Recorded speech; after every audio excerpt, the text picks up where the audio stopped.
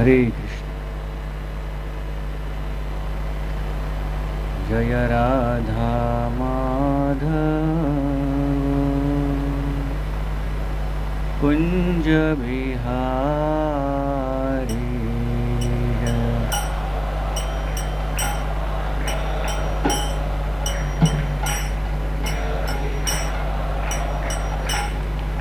जय राधा माधव कुंज बिहारी।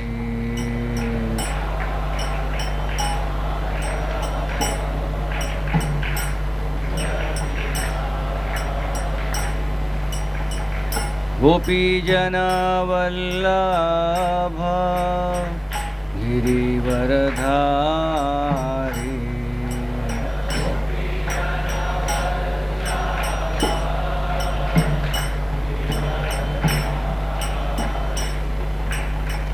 गोपी जनवल्लभ गिरिवरधारी।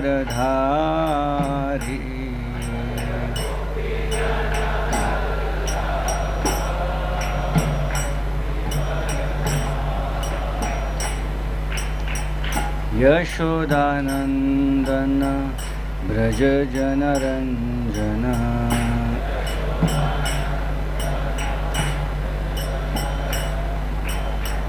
यशोदानंदन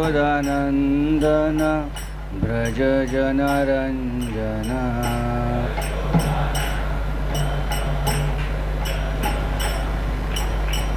यमुना तीरा वनचारी। यमुना तीरा यमुना तीरा वनचारी। यमुना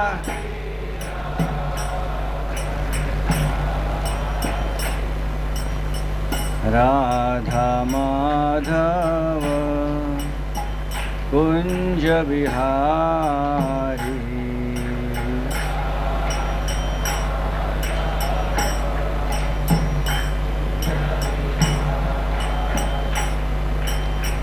राधा माधव कुंज बिहारी। जय राधा माधव।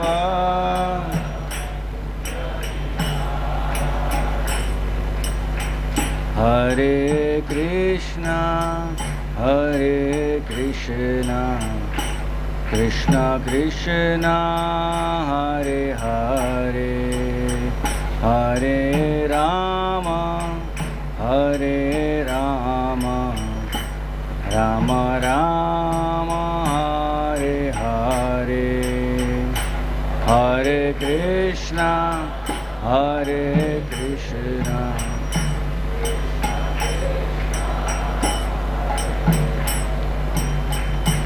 हरे राम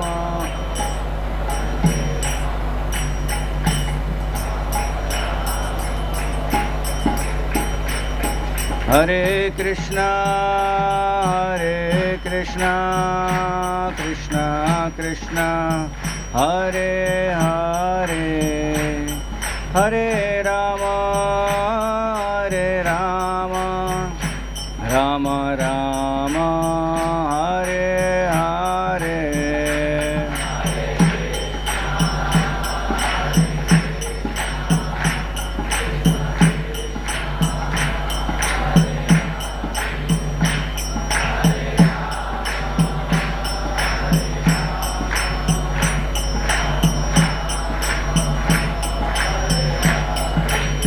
हरे कृष्णा कृष्णा कृष्णा हरे हरे हरे राम राम राम हरे हरे हरे।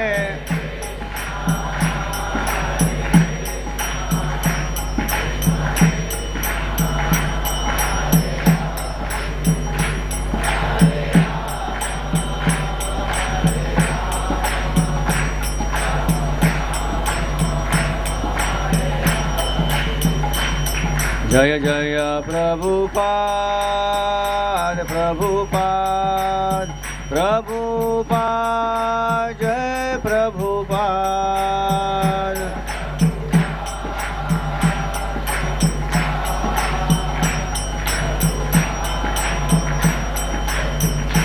जय जय गुरुदेव गुरुदेव गुरुदेव जय गुरुदेव जय जय गुरुदेव गुरु।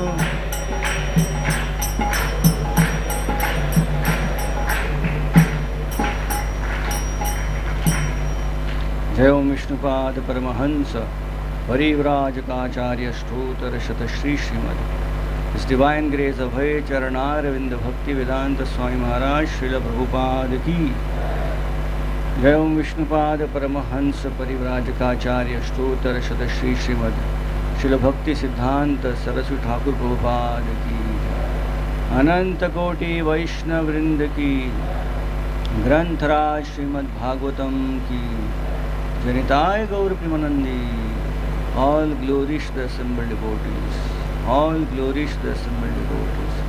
All glories to the assembled devotees. All glories, all glories, all glories to Sri Guru and Sri Gauranga.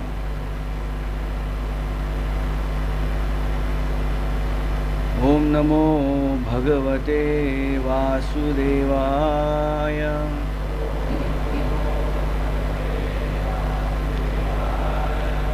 Om Namo Bhagavate Vasudevaya.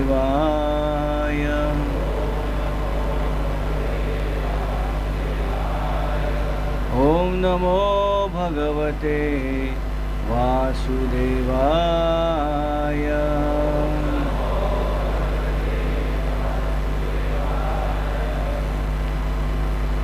Continuing our reading this morning from Srimad Bhagavatam, Canto 2.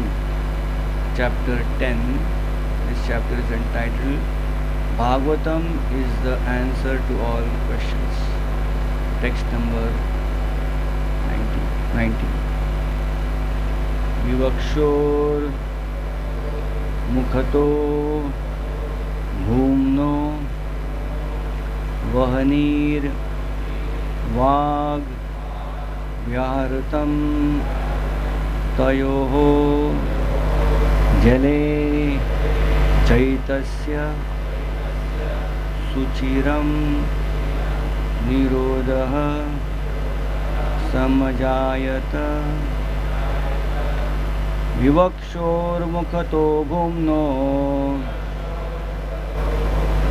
वह्निर्वाग्व्याहृतं तयो जले चैतस्य सुचिरं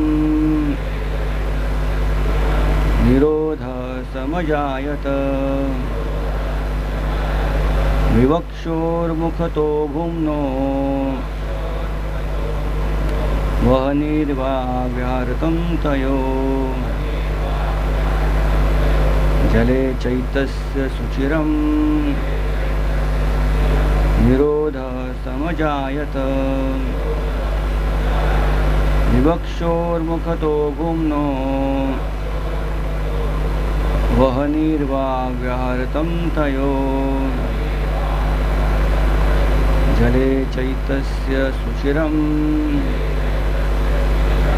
निरोध समजायत।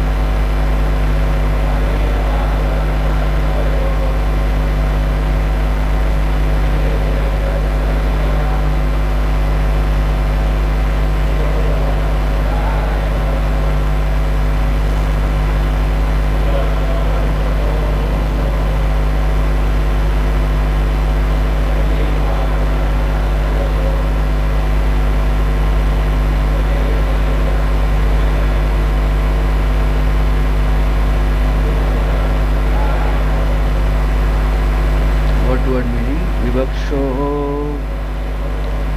when there was a need to speak. Mukadaha,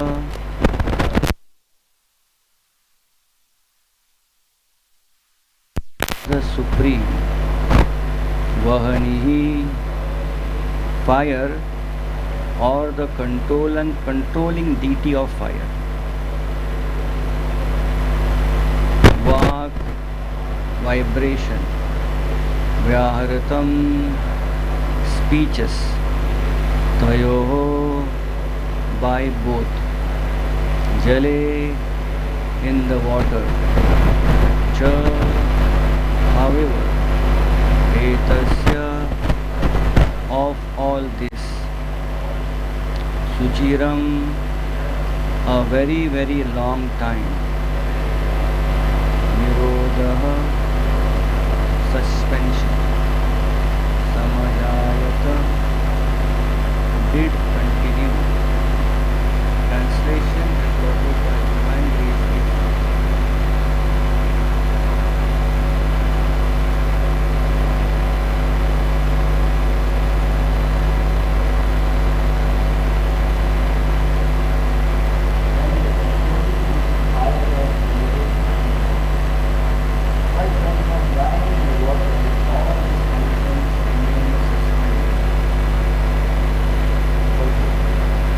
The peculiarity of the gradual development of the different senses is simultaneously supported by their controlling deities.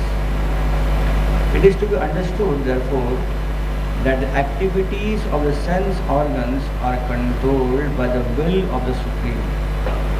The senses are, so to speak, offering a license for the conditioned souls who are to use them properly under the control of the controlling deity deputed by the Supreme Lord. One who violates such controlling regulations has to be punished by degradation to a lower status of life. Consider, for example, the tongue and its controlling deity Varuna. The tongue is meant for eating, and men, animals and birds each have their different taste because of different licenses. The taste of human beings and that of the swine are not on the same level. The controlling deity, however, awards or certifies a particular type of body when the particular living entity develops a taste in terms of different modes of nature. If the human being develops taste without discrimination, as does the swine, then the controlling deity is certainly certified for the next term to award him the body of a swine. The swine accepts any kind of footsteps, including stools, and a human being who has developed such indiscriminate taste must be prepared for a degraded life in the next life. Such a life is also God's grace, because the conditioned soul desired a body like that for perfectly tasting a particular type of foodstuff. If a man gets the body of a swine, it must be considered the grace of the Lord, because the Lord awards the facility. After death, the next body is offered by superior control, not blindly. A human being, therefore, must be on his guard as to what sort of body he is going to have in the next life. An irresponsible life of indiscrimination is risky, and that is the declaration.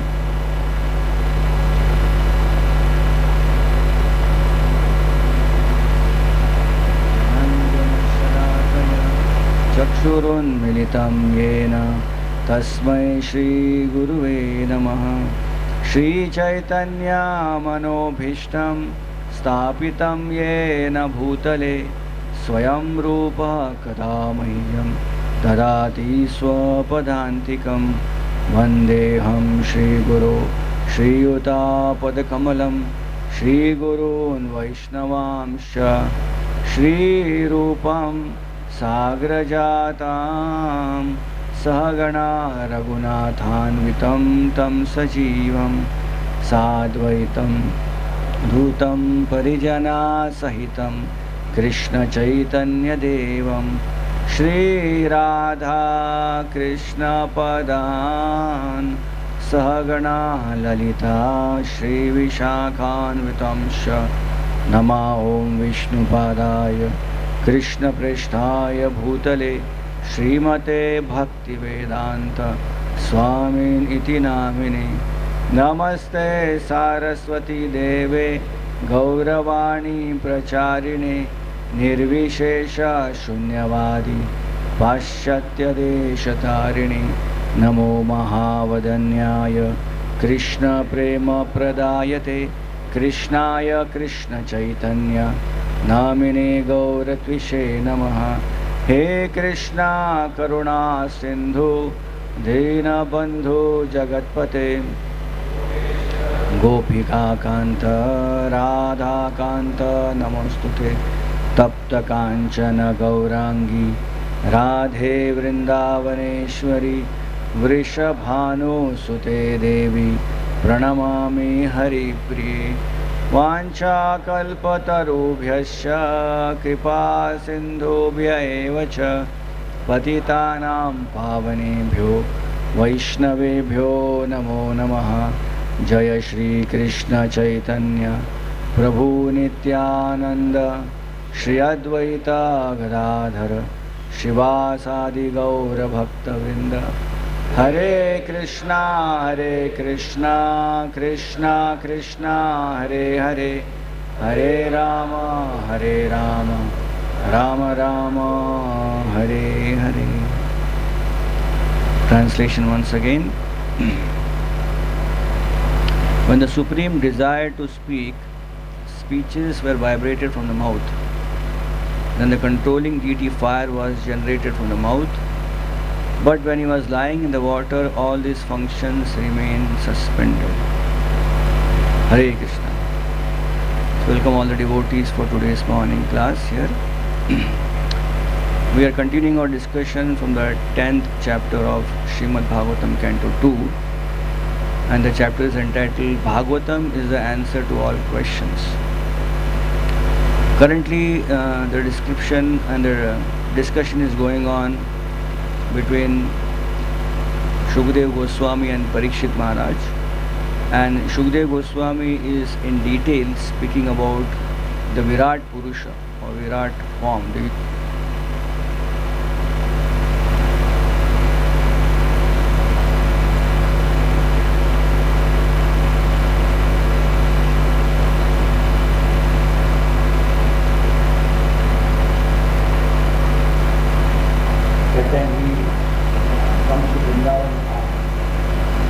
And on his pilgrimage, he would have made Uddhava. And Uddhava had just left Dwarka on the orders of Krishna. He was just disappeared in the planet. And the discussion continued between Uddhava and Virat left. And Uddhava instructs Virat to go to Vaishnav Rishi in Gujarat and learn from him. Because Vidura had come to know from before that what Krishna had imparted to his instruments.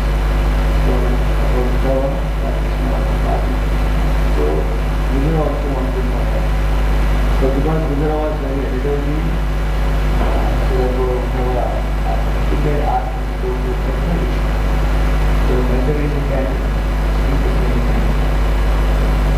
Now, very interesting, when Uddhava tells Vidura to go to Vaishnav Rishi, Uddhava tells Vidura that please inquire from Vaishnav Rishi about all kinds of things, about Krishna's form, pastimes, qualities, his creation, everything.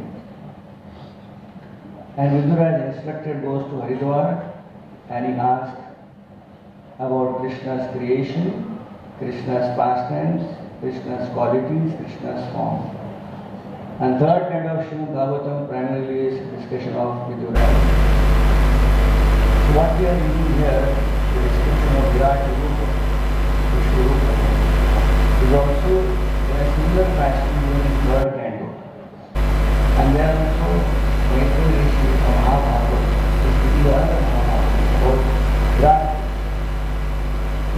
thing today, devotees are coming together and discussing about Vishnu, Virat. And now I am particularly told to be inquired. It was not just and Mr. Rishi and Guru were discussing in details. It was not like a formality where Guru was asking Mr. Rishi, I want to hear about Krishna's pastimes, but do my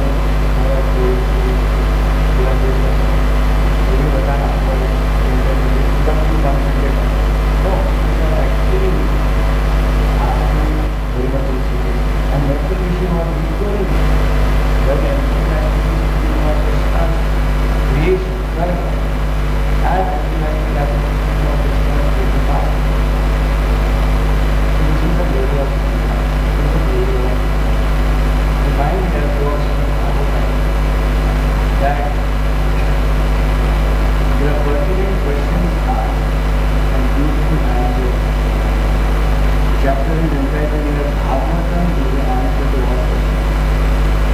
And someone may read this chapter thinking, maybe I will have my answer. And soon the chapter is over. But actually Bhagavatam is the answer to all questions. Not in this chapter, but the whole Bhagavatam is the answer to all questions. So there are two types of acquiring knowledge, Srila Prabhupada mentions. One is Avaroha Pantha and other is Aroha Pantha. So Avaroha Pantha means deductive knowledge or the descending process, and Aroha Pantha means inductive knowledge or ascending process. So Prabhupada mentions that devotees who are in parampara, they depend on Avaroha Pantha. That means they follow their guru, and through Guru Parampara they get the perfect knowledge. Prabhupada said Krishna is perfect, knowledge coming from Krishna is perfect, and that knowledge coming in Parampara reaches us perfectly well. On the other hand, people who are not devotees, who are impersonalists, who are philosophers, who are kind of researchers who wants to know from his own endeavor about the absolute truth, they go for the ascending process in which they want to know or research by themselves. They don't require any help. And that research or that conclusion could be defective also, because it is based on one's sense perception. Ultimately, whatever knowledge we receive from this material world, we receive through senses. So Prabhupada says Avaroha Pantha, there is Aroha Pantha. Now if someone wants to know about Virat Rupa, Virat Purusa, Aroha Pantha could be very difficult even to understand what is Virat Rupa, Virat Purusa. But just by attending Srimad Bhagavatam class, reading Srila Prabhupada's books, here Srimad Bhagavatam, we are even getting a glimpse of that which is beyond us, the Virat Purusa. And such a details are given. Just imagine, here it is mentioned that the mouth of Virat Purusa, on that spot, that place, who is staying? The fire god. And Prabhupada says in purport, similarly in the mouth there is a tongue, and on that tongue is the sitting place of Varuna Dev. Now we can't even analyze, even think about, but the details are given. Now if we have to analyze or get this knowledge from Aroha Pantha, ascending knowledge, we'll never come to that conclusion. We'll never understand anything. But thanks to Srila Prabhupada's contribution, we have some understanding of even such complex matters of Virat Purusa while sitting in the Bhagavatam class here in the AC hall and understanding the Virat Purusa. So Sarga, the creation of Lord, is very beautifully mentioned. Sarga is the primary creation which the Supreme Personality of God Himself does, and then after Brahma takes over. Lord Brahma does the Visarga, the secondary creation. So Srimad Bhagavatam is indeed not just this chapter, but the whole Bhagavatam is perfect book for perfect question and perfect answer. In fact, we have one book of Srila Prabhupada, Perfect Question, Perfect Answers, where one Srila Prabhupada disciple, previously Bob Cohen, Brahmatirtha Prabhu, asked a lot of questions and Prabhupada answered his questions, and that came as a small paperback book as Perfect Questions. Long back, 1970s it has come, even now it is popular. So we see here the whole idea of questions and answer is part of our parampara. In the Bhagavad Gita also Krishna tells Arjuna, Tad vidhi pranipatena pariprashnena sevaya. So what is the vidhi of surrender? Pranipat and pariprashna and then seva. So pariprashna has to be there. Pariprashna means inquiring. And then what happens? Upadakshanti te jnanam. The self-realized person, he has seen the truth, therefore he can explain the truth properly. So the answer will come in due course of time when relevant questions are coming.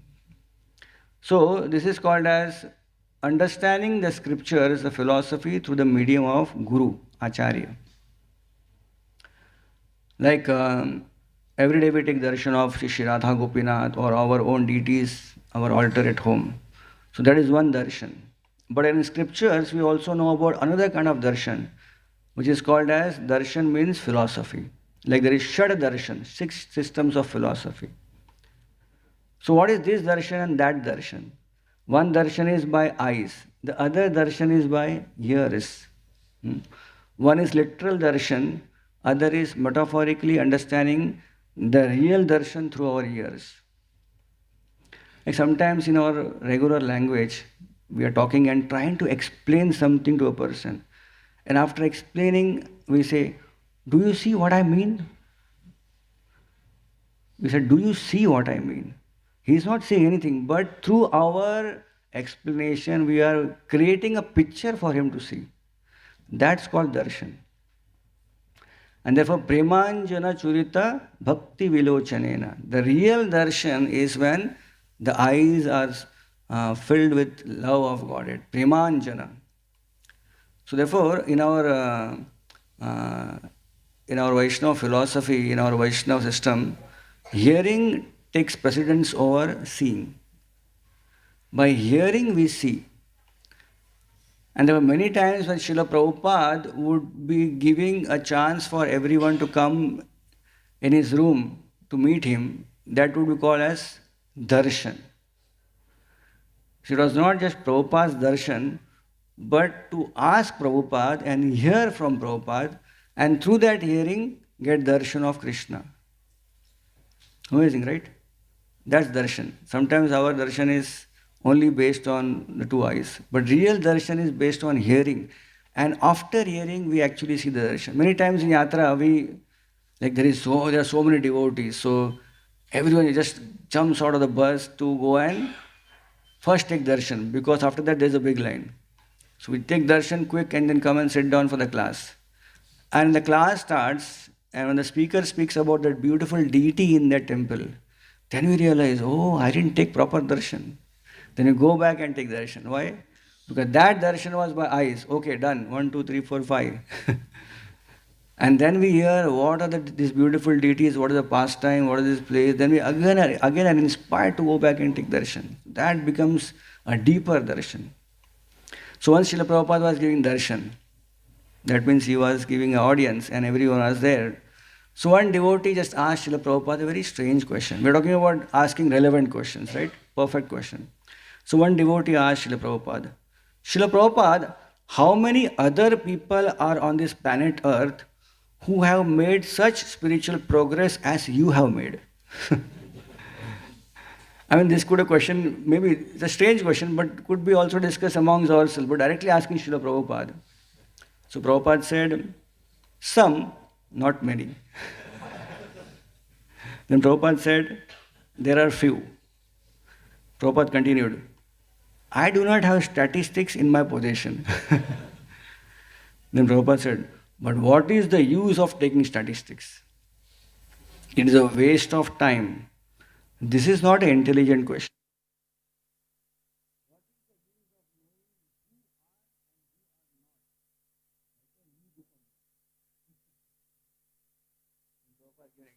Just like when you go to buy a plane ticket, you go and buy your ticket, you don't ask how many tickets are already sold, right? You just buy one ticket, climb on the plane and go. So Prabhupada said relevant question should be of how we can qualify to become one. So this is called as darshan. So here we are getting a beautiful darshan, the real darshan of hearing about Virat Purusa and through that analyzing or trying to understand what that Virat Purusha is there. It is so difficult to even imagine what is Virat Purusha is already imaginary, and we have to imagine Virat Purusha.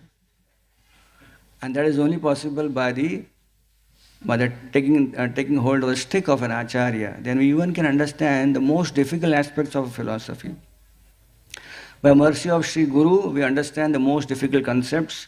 We understand Krishna's pastimes, Krishna's creations, Krishna's universal form, and Krishna himself. Thanks to Srila Prabhupada, we have the entire description of Virat Purusha even in Bhagavatam available to us. In fact, many things which we were not even knowing properly, we have understood with a proper context through the teachings of Srila Prabhupada. Now, Srila Prabhupada went and preached in the Western world, and to make people in the Western world understand Krishna consciousness was a very tough job because they had no background. At least in India, we have a background. We have heard Krishna. We may not know who is Krishna. At least the word Krishna is familiar. Prabhupada had to introduce Krishna. And he didn't introduce in a very gradual way. He introduced Krishna directly. Krishna as Supreme Personality of Godhead. That was challenging. Prabhupada did it very well. So Prabhupada, how did he introduce this universal form? Let's also go through that aspect. Srila Prabhupada instructed many painters to draw paintings, right? This is the initial days of ISKCON where the ISKCON art was growing. So one day Srila Prabhupada called Bharadwaj Prabhu, and asked him that I want you to paint universal form. Now he had no idea what is universal form. Prabhupada said, you sit down, I will tell you what is universal form. So what you do is, you make Mother Yashoda and you make Krishna. And in Krishna's mouth you show universal form. And then Prabhupada gave description of what universal form is. So Bharadwaj Prabhu mentions that Prabhupada became so animatic in his description that Bharadwaj Prabhu forgot to take the points because he was just watching Prabhupada describing Virat Rupa. And Prabhupada said, Virat Rupa means gigantic. And Virat Rupa means many faces. Virat Rupa means lot of mountains, ocean, fire. On for next 10 minutes. And Bharadwaj Prabhu mentions that I was just hearing Prabhupada. I was inspired by Prabhupada's description of Virat Purusha. And Prabhupada said, go and paint. So he came back to his room and was thinking, I have to paint everything. Mountain, ocean, and sea, faces, gigantic, within the mouth of Krishna. How that is possible? So he tried, and then he again went back to Prabhupada. Prabhupada, how can I paint everything in the mouth of Krishna? So Prabhupada said, no, you first paint Yashoda, then you paint Krishna. Krishna's mouth should be open. Krishna's mouth, something should be there, dot, dot. Then make a big bubble on the top and put everything which I told on that bubble, in that bubble. So Bharadwaj Prabhu mentions that even to understand Virat Rupa, how it is, Prabhupada gave a very simple understanding.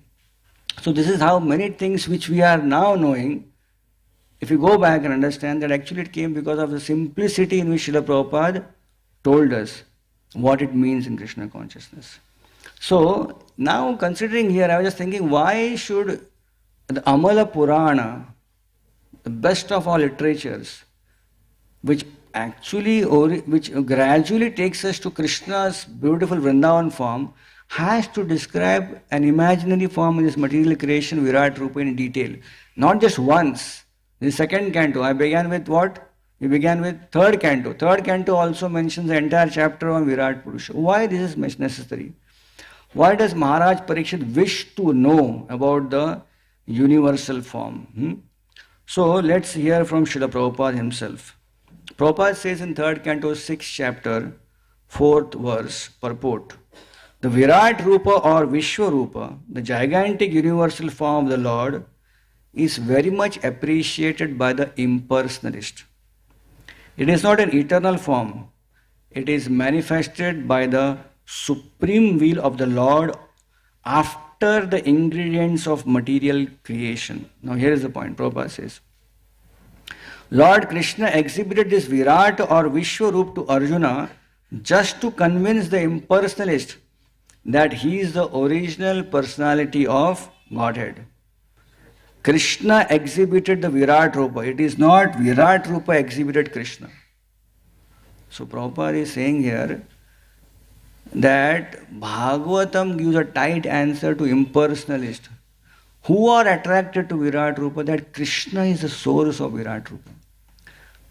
So Bhagavatam here we see in the second canto here, when Parikshit Maharaj is hearing Bhagavatam from Shukdev Goswami, it is not alone Parikshit Maharaj is hearing. There is a big audience along with Parikshit Maharaj who are sitting down and hearing. And in that audience, it's a mixed crowd. It is not just all pure devotees. There are Jnanis, there are Jnana Mishra Bhaktas, everyone is there.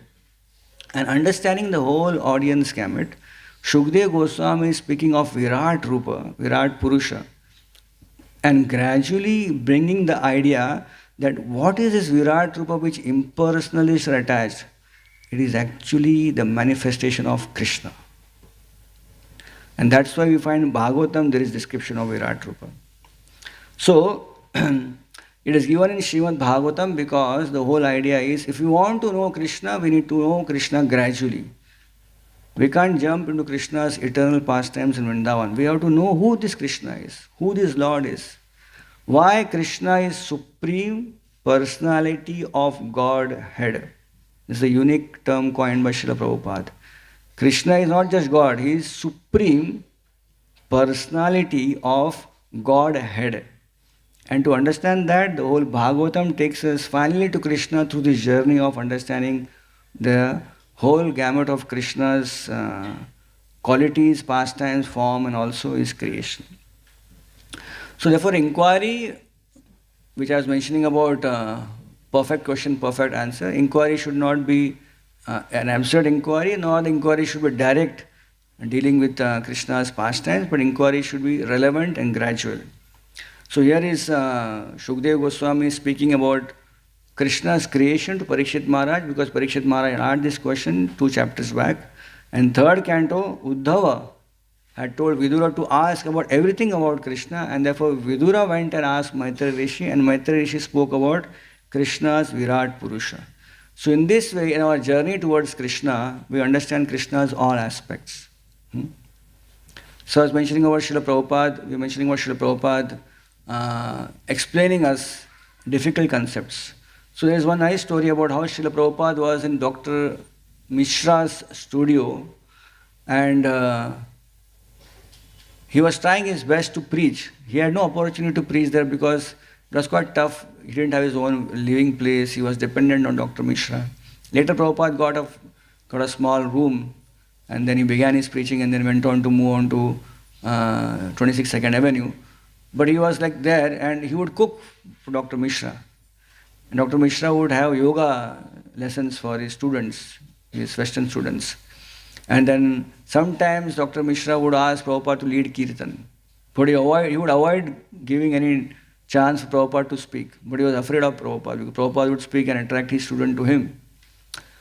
So one time, of those people who would come to meet Dr. Mishra's yoga studio, then one of this boy who was there, James Damberg, he was pursuing his PhD in McGill University. So while taking the yoga lessons, once he asked Dr. Mishra, please tell me in detail about God. So Dr. Mishra told him, you sit down, relax, meditate, everything will come to know. So Prabhupada saw that this boy was interested about God, but Dr. Mishra was not telling him.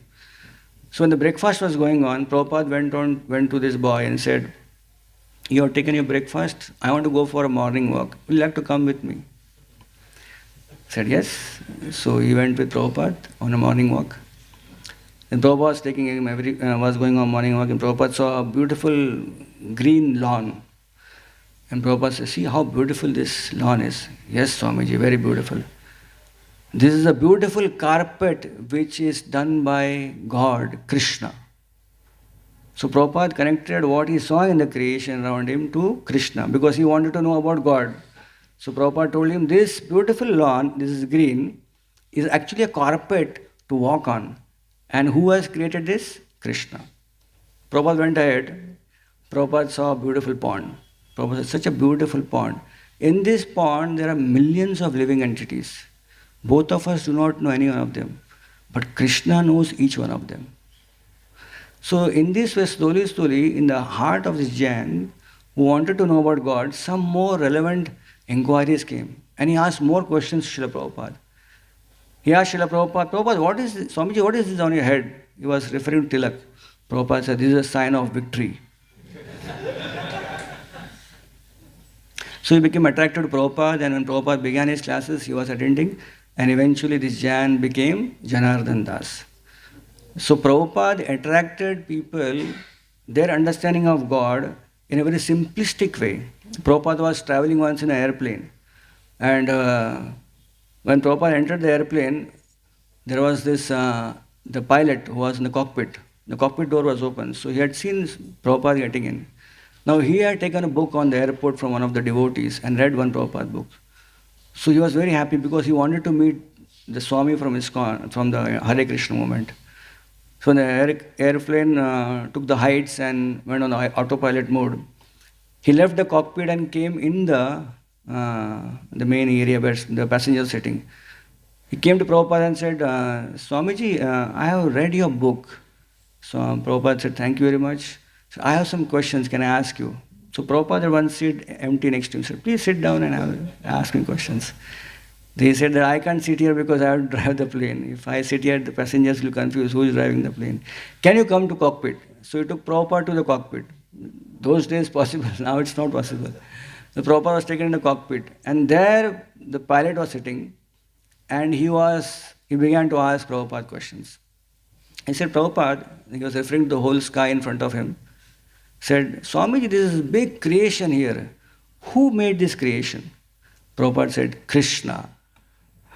The pilot was, Krishna, who is that? Krishna is Supreme Personality of Godhead. Direct. Okay, Swamiji, you're saying this whole creation is done by Krishna. Achha. Swamiji, in this creation, whatever is good, who has done it? Prabhupada said, Krishna. So Pilate said, so everything is by Krishna, everything good is by Krishna. Now his main question came. Swamiji, everything bad in this creation is by whom? So Prabhupada chuckled, and Prabhupada knew that was his main question, how these evil and bad things are coming in this world. So Prabhupada actually many times he would answer by asking a question. So Prabhupada used this strategy. He asked the pilot, you can see this whole sky, it is lit up. There is daylight. What is the cause of this daylight? So the pilot was a little confused what question Prabhupada is asking. So Prabhupada kind of again described him very nicely that this sunlight, right? The light has come from sun. So the cause of day is what? The pilot said sun. Prabhupada said the day is caused by sun. Prabhupada asked him, well, who has caused the night? So the pilot was confused. Night, who has caused? We don't have anything else coming up in the sky to cause the night. Prabhupada said, when sun is not there, it is night. So the cause of day is sun. The cause of night is also sun. Sun's presence is day. Sun's absence is night. And Prabhupada says, similarly, this whole creation is Krishna's. Krishna's presence means good. Krishna's absence means bad.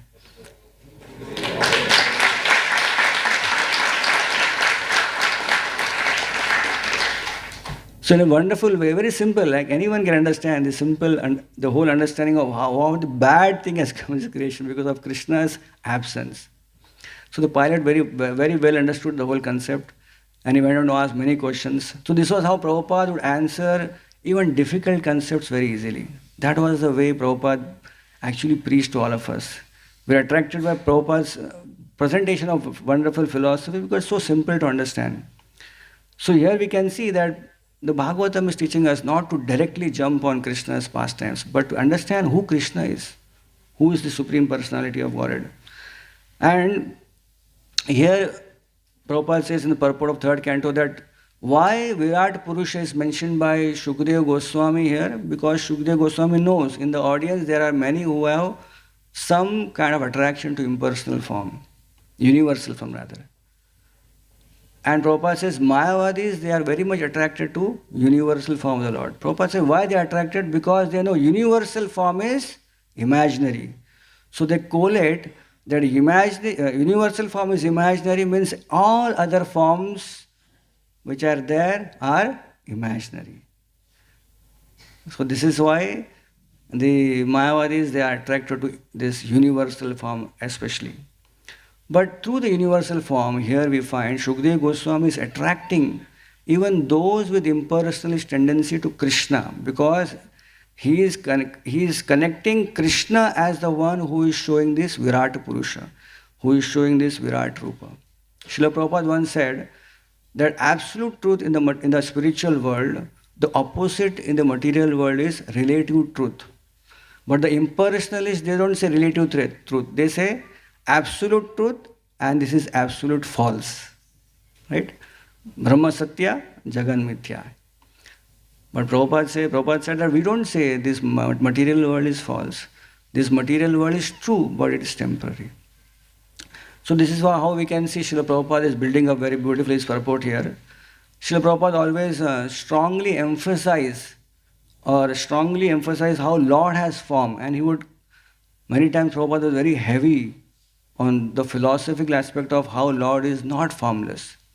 Srila Prabhupada's pranam mantra is Nirvishesha Shunyavadi Paschatya Deshatarani. So Prabhupada's aspect of preaching even to an impersonalist was a compassionate idea.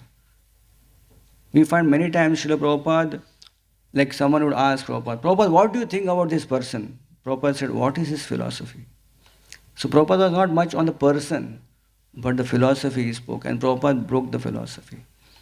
Like one time in New York, Prabhupada's initial days, one Dr. Roy, who was staying in New York, he was having regular letters, with exchange of letters with Prabhupada. So Prabhupada once called him to come to meet him in New York. So Dr. Roy had met devotees initially, and Dr. Roy was a follower of a very well-known Mayavadi in India. So whenever he met Prabhupada, devotees would always blast that this Mayavadi is a rascal. So he was very annoyed. So first time when he met Prabhupada, he said, Swamiji, your disciples are telling my guru is a rascal. And they tell me that you also say that he is rascal. Is he really a rascal? So Prabhupada said, if my disciples are saying that I said, and if I have not said, then my disciples are rascal. So Dr. Rai was a little pacified that, Prabhupada, what do you say? Is he a rascal? And Prabhupada said, can you get this book out for me? From the shelf there was a blue big Bhagavad Gita. That was the book of one famous Indian scholar. So the book came out. I said, okay, you remove this verse, Man mana bhava mad bhakto madhyaji mam namaskuru. So he opened the verse and said, okay, read the translation. So translation mentions, offer homage to me, worship me. So are you okay with this? Yes, okay. Now read the purport. Then read the purport. It is not to Krishna, but something within the Krishna that you have to surrender. Prabhupada said, therefore we say, he is a rascal.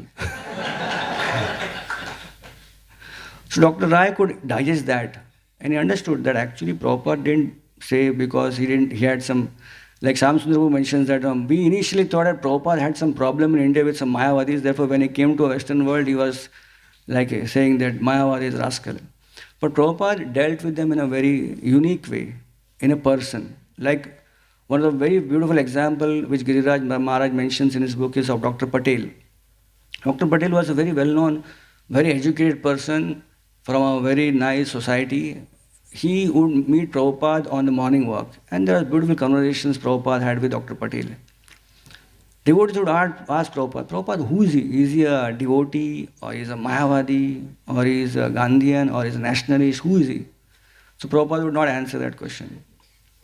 So one time there was a heated discussion on the same thing with Dr. Roy.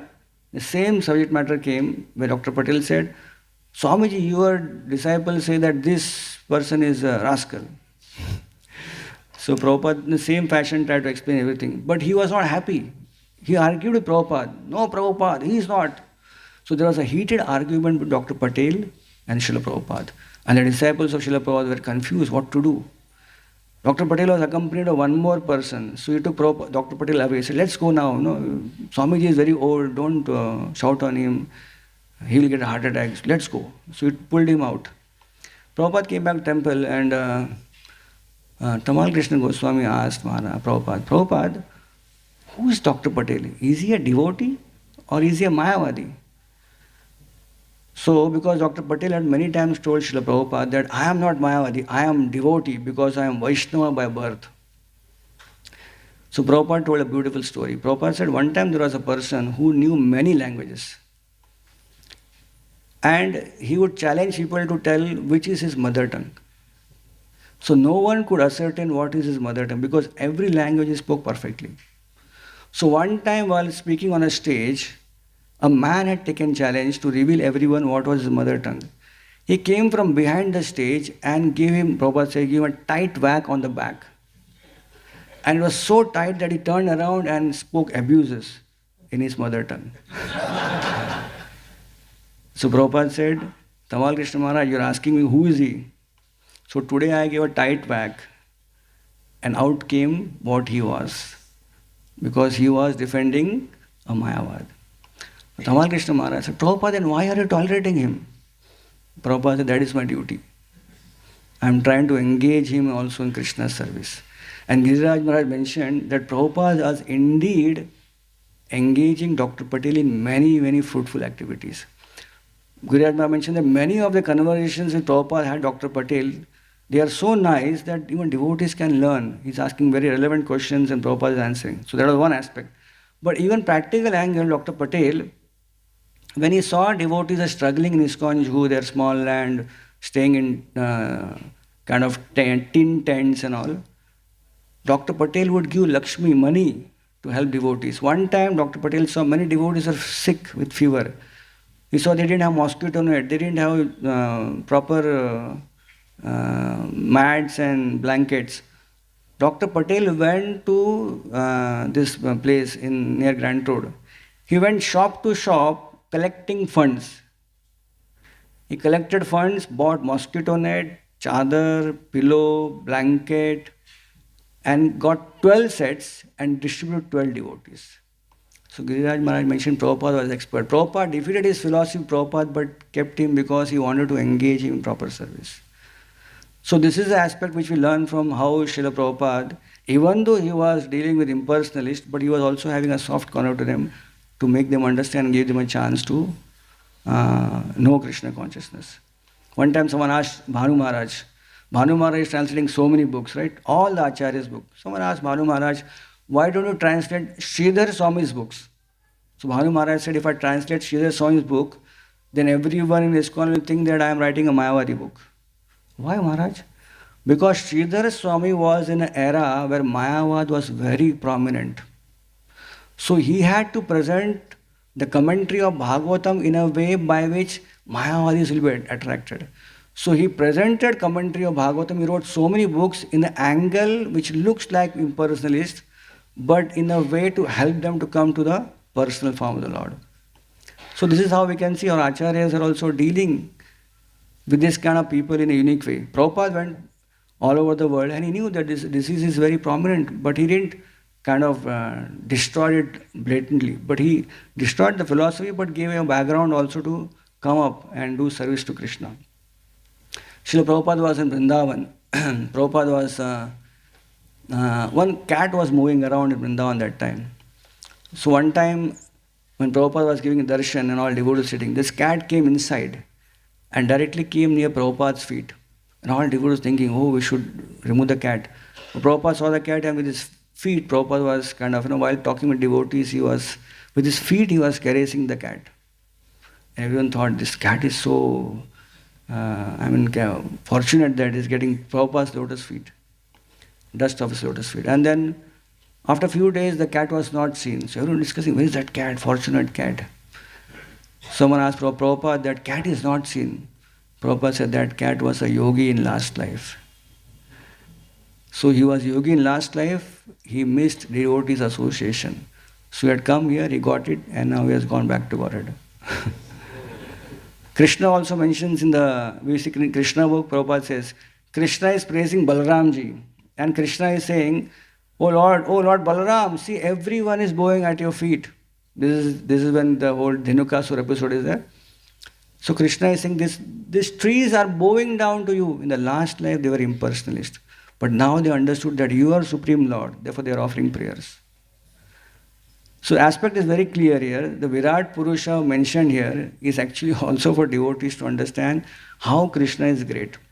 And also it is for those people who have attraction to such forms and understand that this Virat Purusha also has come from whom? Krishna, the Supreme Personality of Godhead.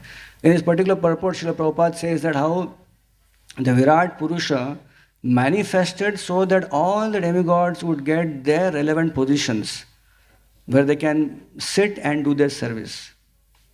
In the third canto of Srimad Bhagavatam, the demigods are praying to Supreme Lord Krishna that you have created us, you have given us a department, but where we should run the department.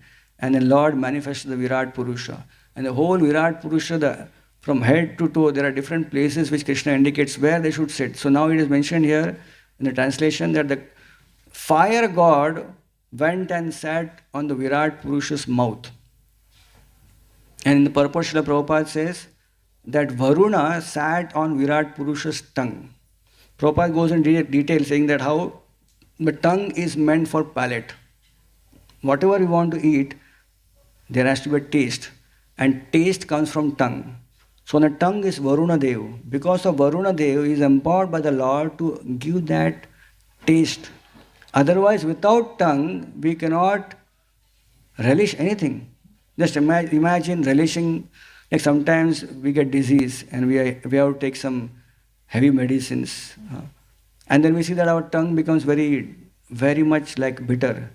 So even if you eat a gulab jamun, we are not able to relish because the tongue is bitter. So tongue plays a vital role in tasting things. So in the purport, Srila Prabhupada says that every tongue has a unique taste. For human being has a unique taste. And Prabhupada says swine or the pig also has a unique taste. And therefore the pig can relish eating stool. And human being relish eating food articles. And Prabhupada says beautifully here that every body is designed to eat a particular object, a particular thing. But when a human being extends himself to go beyond his boundary, to experience some other taste, then what's happening? Then Varun Dev is watching this. That he is interested in this taste. So then immediately preparation starts for the next body. Okay, he likes this, so he gets that. Shaman Prabhu was mentioning in one of his Bhagavad Gita classes that if someone has always eaten indiscriminately anything in his life, then as per whatever Shastras we have read, then anyone who eats anything, then he has to become in the next life a swine or a pig. So he mentioned that what happens when someone dies, such a person dies, then he goes to Yamaloka. So Yamaloka is a training loka, training for the next life. So the next life is going to be a pig or a swine, then he has to eat stool. How can a human being suddenly eat stool? So in Yamaloka, he is given stool to eat. So when he is given stool to eat, he is disgusting initially. What is this? Why are you giving this stool to eat? But eventually every day stool is fed. And after 10th day, he is saying, yesterday's stool was better. Why this stool is there today? Then Yamaraj says, now you are qualified for taking the body. That's called training. The point is, Prabhupada mentions very beautifully, in the Virat Purusha, the tongue aspect is run by Varuna Deva. So His Holiness Jayapataka Maharaj was quoting Srila Prabhupada once that we're coming back to again the impersonalist understanding of universal form. Jayapataka Maharaj mentioning that Srila Prabhupada said that happiness in Krishna consciousness is unlimited compared to happiness of this material world. She was giving an example. If you rate the value as 1 for happiness in this material world, then 10 times that is the happiness in Gandharva Loka. And 100 times is the happiness in Indra Loka. And 10,000 times is the happiness in Brahma Loka. Compared to happiness in Brahma Loka, the happiness of Brahman is unlimited. That's how the whole gap is. And then mentioned Srila Prabhupada told The happiness of Brahman, happiness of impersonal realization, is like a small calf hoop compared to an ocean of happiness of Krishna consciousness in the spiritual world. So that's how built up. So there is happiness in every aspect. In the material world also happiness. No one denies that. But what are we trading? We are trading the real happiness in the spiritual world for meager happiness. So all this description in Srimad Bhagavatam is actually to make us realize the real happiness is taking shelter of Krishna. So even Virat Purusa, we may get very much, when we hear about Virat Purusa and we are mesmerized by the description of Virat Purusa, then we understand a devotee who is actually surrendered to Krishna, he will see Krishna, how Krishna is so great. He has become Virat Purusa. And through Virat Purusa, he is managing the whole creation. His creation is amazing. Creation is so wonderful. So, as Prabhupada said that Arjuna wanted to see Virat Rupa so that he could convince everyone that Krishna is not ordinary. Krishna may be my chariot driver, but his supreme personality of Godhead. And see, this is the proof. He has shown Virat Rupa. So there was one more place where Lord also showed Virat Rupa or Vishwarupa in his pastimes. And that was in Chaitanya Charitamrita. The description is given in detail in Chaitanya Bhagavat. In Chaitanya Lila, Lord Chaitanya Mahaprabhu was in Shiva's Angan. And Advaita Acharya one time in ecstasy, while he was alone, asked Lord Chaitanya Mahaprabhu to manifest his Virat Rupa. So Lord very mercifully showed his Virat Rupa to Advaita Acharya. So Advaita Acharya, it was not he was interested in Virat Rupa, but the whole idea of Chaitanya Mahaprabhu, Supreme Personality of God, had come as Channa Avatar, hidden incarnation. But Advaita Acharya was taking opportunity that everyone should know that he is not an ordinary person. Even he has shown Virat Rupa, which qualifies in the external world, eyes of external world, that he is Supreme Lord. So Advaita Acharya saw the whole Virat Rupa, he was mesmerized, he was praying. And Nityananda Prabhu was on the street that time doing Sankirtan, and he came to know there is a special darshan which Lord Chaitanya is showing. So Nityananda Prabhu barged in, and he came, and he also saw Lord Chaitanya Mahaprabhu's Vishwarupa.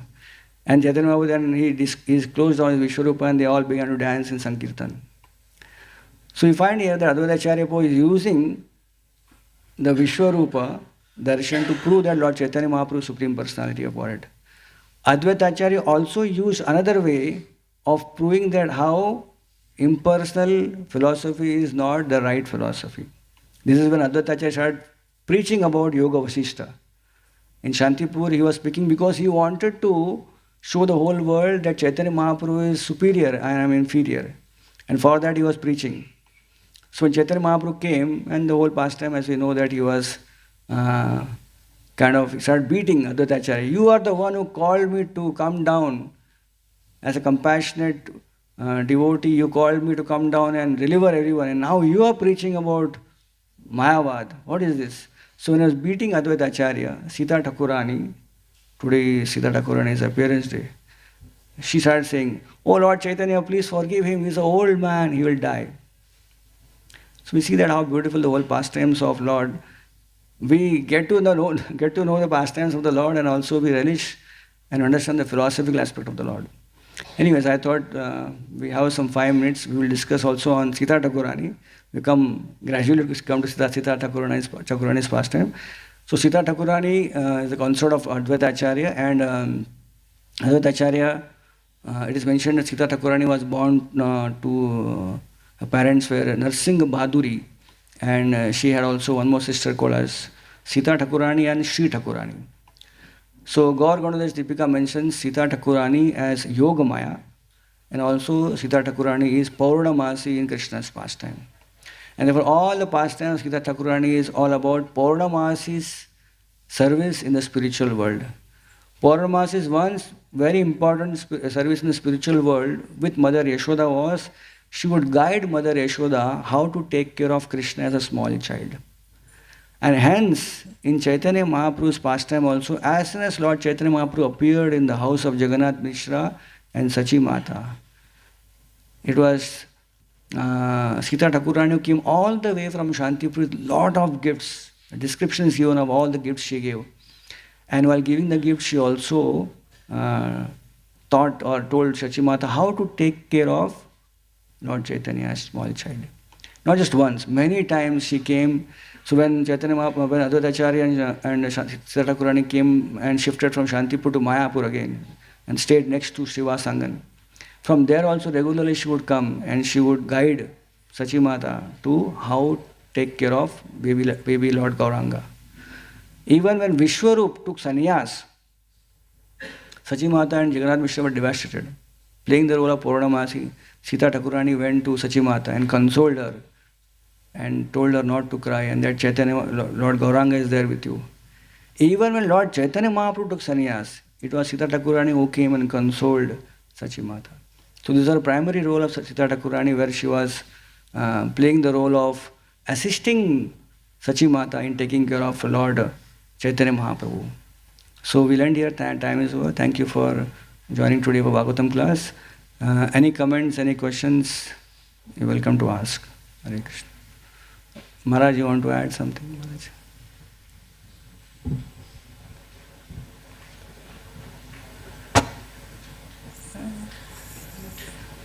Any comments? From counselor side, any comments? Or questions from devotees? Your question? There's one question here.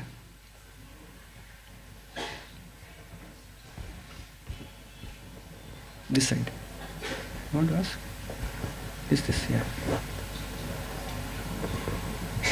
Hare Krishna. Hare Krishna Prabhuji, wonderful class. I wanted to know what is the difference between Brahmavad and Mayavad. Is it the same or is it different, and how, as Vaishnavas, how should we deal with either? It's a very nice question. Brahmavad and Mayavad.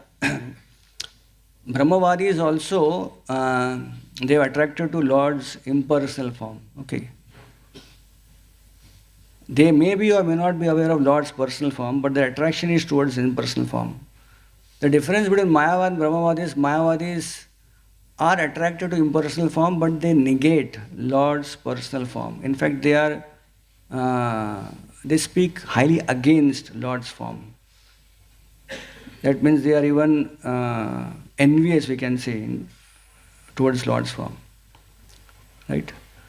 So that is the reason why Mayavadi, like Chaitanya Mahaprabhu said, Mayavadi Krishna Aparadi, or Mayavadi Bhashi Sunile Hoy Sarvanash. We have the four Kumaras. They are Brahmavadis. Because they had not experienced Lord's personal form. So they were more into Lord's impersonal aspect. But when they came to see Lord Vishnu in Vaikuntha, and they smelled the fragrance of Lord's lotus, tulsi from Lord's lotus feet, and that fragrance changed their heart. And from Brahmavadi they became Lord's pure devotees. So there is always an opportunity for Brahmavadis to become Krishna's devotees. But for Mayavadis it's very difficult to become Krishna's devotees because they're hateful towards Krishna's form. They speak actually anti-against Krishna's form. And thank you for this. I remember one nice story about this from Guruvayur. So Sripad Shankaracharya played a very unique role. He was the leader of Mayavadis. But within his heart he was a great devotee, right? So like in one of the last bhajans which he wrote was Bhaja Govindam, Govindam Bhaja Mudamate. In fact, many temples you go all over India, beautiful temples of the deities, and Shankaracharya has written beautiful prayers and bhajan on that deity form. So Shankaracharya was traveling from one place to another, and Guruvayur temple was there. And Lord Guruvayur is beautifully sitting there. So Shankaracharya in his mind thought, because there were conch shells blowing gongs, Aarti was going on. And Shankaracharya thought, oh, they are worshipping a stone. And Shankaracharya walked. Now Lord in the temple, he didn't like this comment of Shankaracharya. Shankaracharya is calling me stone. So what happened? Shankaracharya as he was walking, he could not walk further. He tried his best, he could not take one step ahead. He tried to move backward, he could move back, but not forward. Then he thought, what happened? I can travel anywhere, why I stopped traveling? Then he started analyzing what was that which my mind was saying. And then he realized that I said something about this temple. That is the reason. So he walked backwards towards the temple. as soon as he came in temple and saw the beautiful form of Lord Guru Ayur, out from his heart came this beautiful Guru Ayur Ashtakam, which is actually put in the wall on the temple there. And he sang this beautiful bhajan.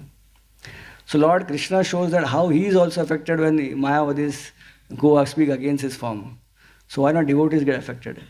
So Mayavadis, they stand a very difficult chance to become devotees, but because of their hatefulness towards Krishna's form. But however, in today's world, no one is Pakka Mayavadi, no one is Pakka anything here. Like when Prabhupada is preaching and we are also preaching in the outside world, we see that no one is actually perfectly anything. So everyone stands a chance to become Krishna. You can try our best. Most of us devotees here also were coming from a sampradaya which was connected to impersonalist. But now we got to get good understanding from Srila Prabhupada's teaching what actually Krishna consciousness is, what is Krishna's form, what is Brahman realization, what is Paramatma realization. Therefore we are able to take up Krishna consciousness very nicely. So once we can get connected to a proper parampara, proper teachings of Acharya, then even if someone has that inclination to Mayavad, there is always a chance to take up Krishna consciousness. Hare Krishna. So in India, thank you so much. Hare Krishna. Granthra Srimad Bhagavatam ki jai. Srila Prabhupada ki jai.